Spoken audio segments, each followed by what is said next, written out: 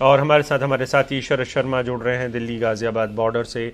शरद, पहले आप वहाँ का हाल दिखा दीजिए कि जो बाकी के लोग हैं उनको तकलीफ हो रही होगी किसान के आंदोलनों की वजह से। दूसरा, कोरोना टेस्ट वहाँ पे किस तरीके से चल रहा है, करवाया जा रहा है या नहीं करवाया जा रहा है, क्योंकि तो हो सकता है कि उनमें से इतनी भीड़ है, कुछ कोरोना के अगर मरीज हैं या संदिग्ध हैं तो उनका कोई इंतज़ाम है कि नहीं है?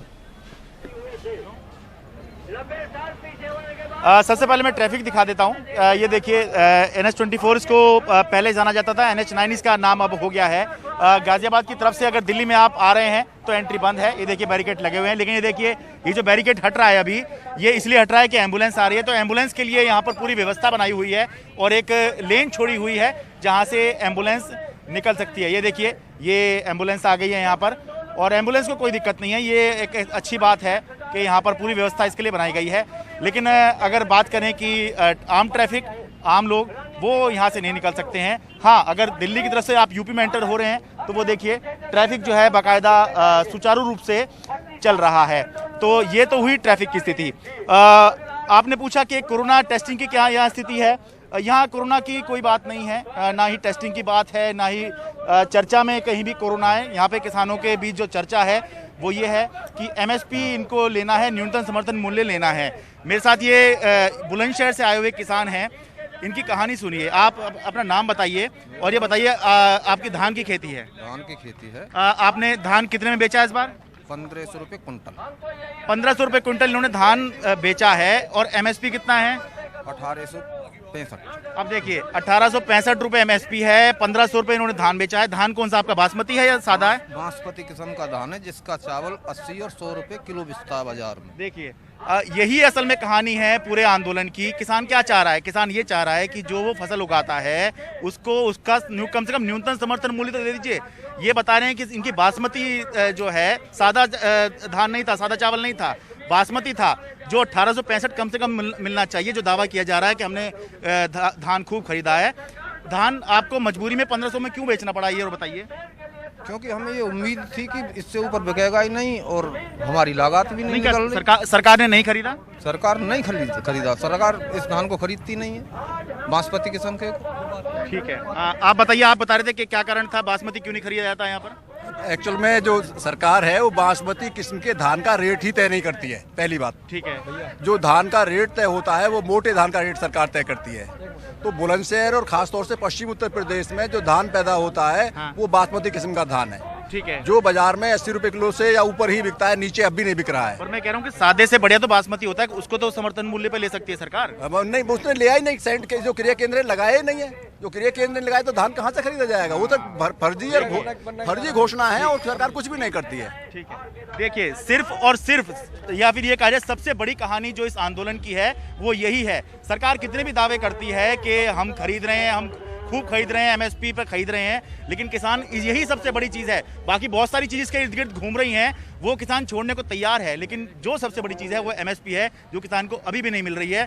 बासमती जो लोग 60, 70, 80 रुपये किलो खरीदते हैं, 100 रुपये किलो भी खरीदते हैं, उसका धान जो है किसान जब बेच रहा है तो उसको न्यूनतम समर्थन मूल्य में नहीं मिल रहा है। ये बता रहे हैं 1865 की MSP है और 1500 रुपये मजबूरन जो है इनको बेचना पड़ा क्योंकि सरकार ने खरीदा नहीं है। अभिषेक, बिल्कुल, आपके साथ जो किसान हैं वो शायद उनको भी पता होगा कि सरकार सिर्फ PDS सिस्टम के लिए प्रोक्योरमेंट करती है ज़्यादातर और FCCI गोदामों में माल भर देती है। अगर आप अपने उनके किसानों से मुझे बात करवा पाएँ या आप खुद सवाल पूछ पाएँ शरद, वो ये कि क्या उनके यहाँ पे वो सरकारी मंडी में जाते हैं? क्योंकि मुझे समझ में आ रहा है कि ये लोग बुलंदशहर के हैं और इनके जो किसान भाई हैं पंजाब और हरियाणा के, वो ज़्यादा किस्मत वाले हैं क्योंकि उनके यहाँ मंडियां हैं और इसीलिए वो ज़्यादा गुस्से में भी हैं। बुलंदशहर वालों का गुस्सा उतना कम है। आप ज़रा पूछिए उनसे कि उनको गुस्सा थोड़ा सा कम आता है।